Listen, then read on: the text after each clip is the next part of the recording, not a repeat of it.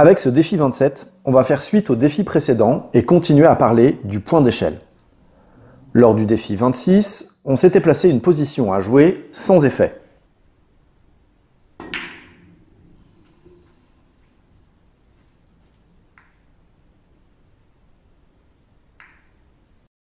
Aujourd'hui, on va reprendre la même position et la faire varier légèrement, ce qui va engendrer, vous allez le voir, des modifications dans les paramètres à appliquer pour faire le point, en ce qui concerne la hauteur d'attaque et l'effet. On va essayer de comprendre le pourquoi du comment en procédant pas à pas pour réussir à chaque fois à regrouper les 3 billes dans notre zone de rappel et ainsi valider notre défi. Reprenons notre position de base décrite lors du défi précédent. Pour rappel, ce point se joue demi-bille, sans effet, en attaquant notre bille environ au centre. Ainsi, on fait le point et on rappelle la 2 de façon harmonieuse.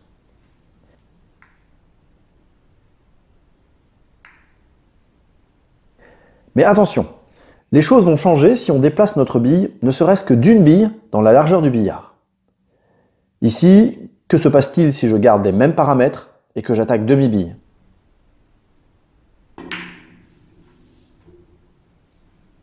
Eh bien, la bille numéro 2 ne va pas rentrer correctement et je n'aurai pas un rappel satisfaisant. Pour rentrer correctement cette bille 2, il faut que je l'attaque plus grosse, environ 3/4 de bille. Faisons l'essai. Attaquer 3/4 de bille suffit pour changer la trajectoire de la 2 et la faire rentrer. Mais ma bille, freinée par la 2, ne fait pas le chemin et je manque le point.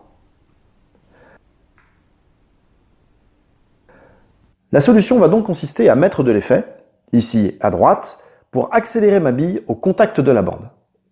Le problème est que cet effet risque de me faire manquer le point. Je vais donc également jouer en tête pour aller toucher la grande bande plus haut et ainsi compenser l'effet que j'aurais appliqué sur ma bille.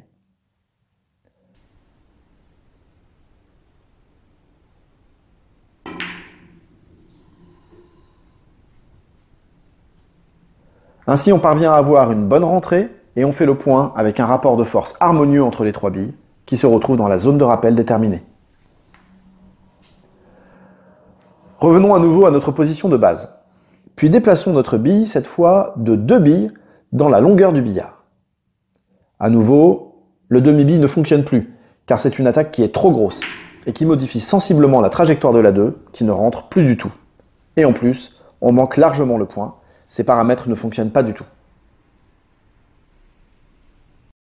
Il faut en effet attaquer bien plus fin, environ quart de bille, pour que la trajectoire de la 2 soit rentrante. Essayons avec cette quantité de billes modifiée.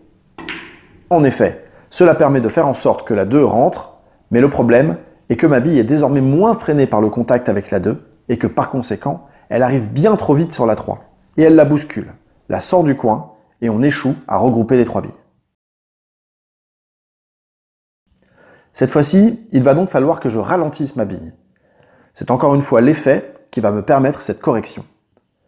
Mais cette fois, je vais mettre de l'effet contraire afin de retenir ma bille au contact de la grande bande et ainsi la ralentir. Pour que la trajectoire de ma bille me permette de faire le point, je vais cette fois mettre du bas pour toucher la grande bande plus bas et compenser cet effet contraire appliqué sur ma bille.